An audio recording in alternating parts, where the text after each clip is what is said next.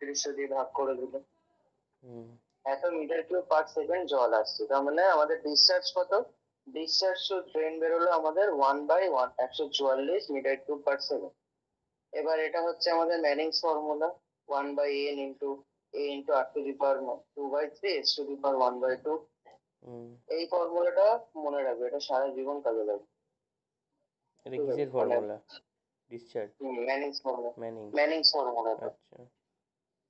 Circular ড্রেনের ক্ষেত্রে আমাদের ডায়ামিটার হচ্ছে d, তার মানে এখানে a এর যে মানটা সেটাকে হবে পাই d স্কয়ার বাই 4 বা পাই বাই 4 d স্কয়ার, মানে সার্কেলের এরিয়া। পেরিমিটার কি হবে?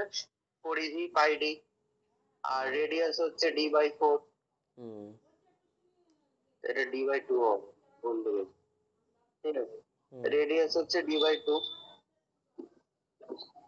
তো এখানে সব ভ্যালু গুলো বসিয়ে দে। যদি আমরা নর্মালি সার্কুলার ড্রেনই প্রোভাইড করি, যদি কোশ্চেনে স্পেসিফিক কোনো ড্রেনের শেপ না বলে দেয়, সচরাচর দেয় না, যদি না বলে দেয় তাহলে সার্কুলার ড্রেন ধরে নেয়।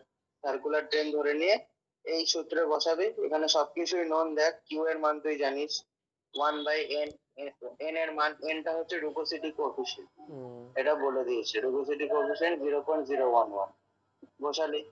এ এর মান তুই জানিস, বসালি। আর এর মান জানিস, বসালি। এস এর মানও জানিস, বসিয়ে দিলি। এস এর এসটা হচ্ছে তো স্লোপটা, যেটা 0.3%, 0.3% বলে 0.3/100 করেছে। সবকিছু বসিয়ে দিয়ে এখান থেকে ডি এর ভ্যালুটা তুই পেয়ে যাবি। ডি এর মান বেরোচ্ছে 13.2 সেন্টিমিটার। তার মানে 14 সেন্টিমিটারের তো আর পাইপ হয় না, ওটাকে নিয়ারলি ইকুয়ালস টু 15 সেন্টিমিটার। এটা মানে 5-এর ইকুয়ালে কোনো একটা নাম্বার তুই করে দিবি। হয়ে গেল, এটা হলো এত ডায়ামিটার। তার মানে এই ডায়ার ড্রেন আমাকে বসাতে হবে। আর একটা হয়, সেটা হচ্ছে স্পেসিং বার করে রেজাল্ট, স্পেসিংটা বার করতে হবে।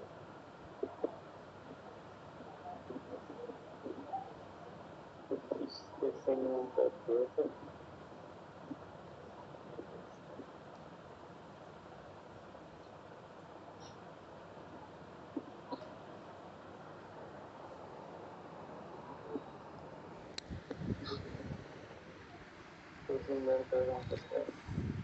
স্পেসিং এর সূত্রটা মনে রাখবে। এই যে এটা হচ্ছে স্পেসিং বার করার সূত্র।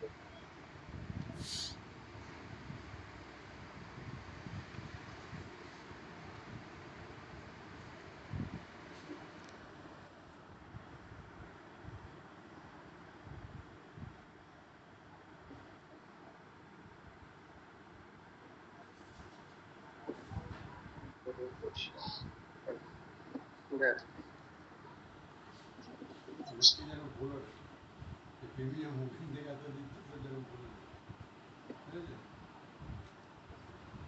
in a tile drainage system, the drain are laid in their center 1.5 meter below the ground level, মানে গ্রাউন্ড লেভেল থেকে পাইপের যে সেন্টারটা, সেই সেন্টারটা 1.5 মিটার নিচে আছে।